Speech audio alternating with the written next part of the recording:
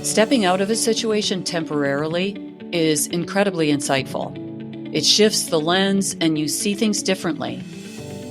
Interestingly, stepping back into a situation after being away is insightful in an entirely different way.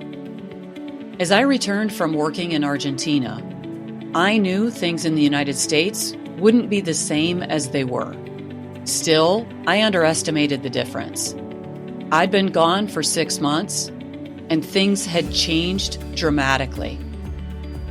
I hadn't felt fully integrated before leaving, and now I felt completely adrift. Given the terms of my international assignment, I was required to stay a full year after returning, so I needed to find my place.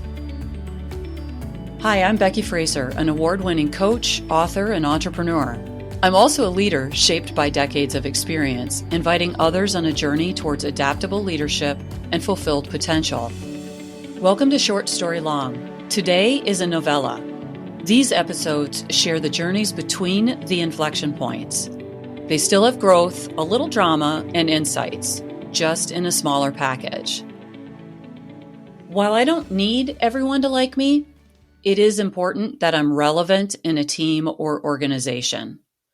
Without that purpose and belonging, I either disengage completely or engage a bit too fiercely. I wanted to practice being a bit more in the middle as I returned.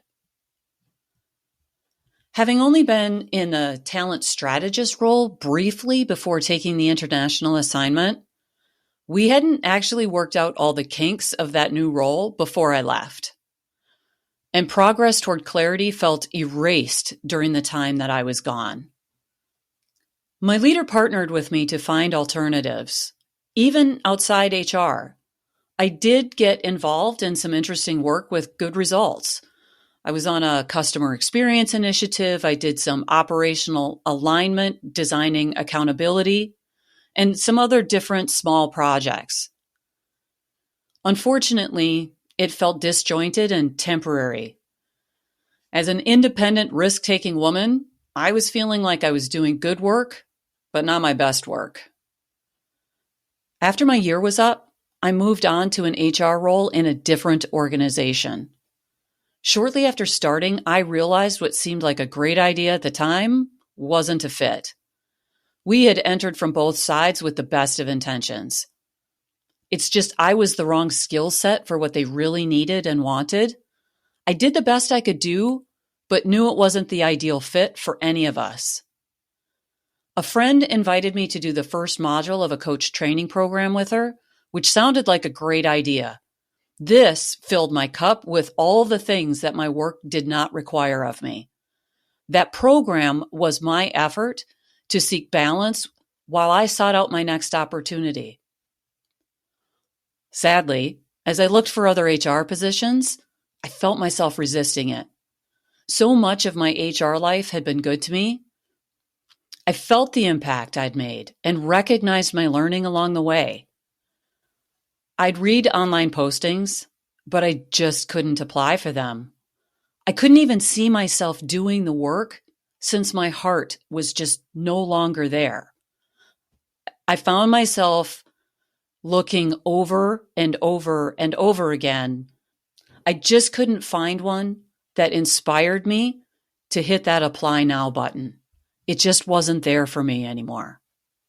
As I look on to that situation, I see a few things, like it was hard for me to navigate that middle ground of commitment. It turns out I'm either all in or not most of the time. Whether it was the return from Argentina or moving into an HR role where my strengths weren't the primary need for the organization, I'd been dancing in that gray area for a long time.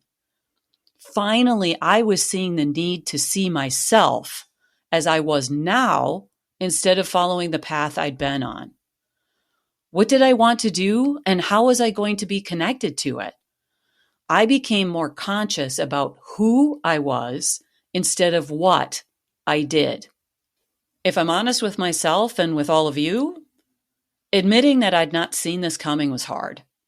I was pretty far into my default behaviors, if you will, and maybe not that easy to be around. Unfortunately, I couldn't easily walk that back in all cases, and some relationships suffered. I could choose to pay more attention without judging myself or others so harshly and really start to adapt and identify those opportunities where I could fill myself up. And by being full myself, I might be able to contribute to other people a little bit better as well. I realize now how this was a time that set me up for a new phase of my life. You don't always see that you are ready to embrace something new and unexpected until you realize you are ready to let go of part of what you have. The ability to look at myself with fresh eyes refilled my kindness bucket and allowed me to meet who I wanted to be. I wasn't an awful person, but I knew it was time to branch out in new directions. But that's another story. Thank you for listening to my story. My hope is that you will get insights for leading as you. If you know someone who would benefit from this episode, be sure to share it. Interested in connecting with me on LinkedIn? Drop me a note telling me where you found me. The link will be in the show notes. Okay, bye.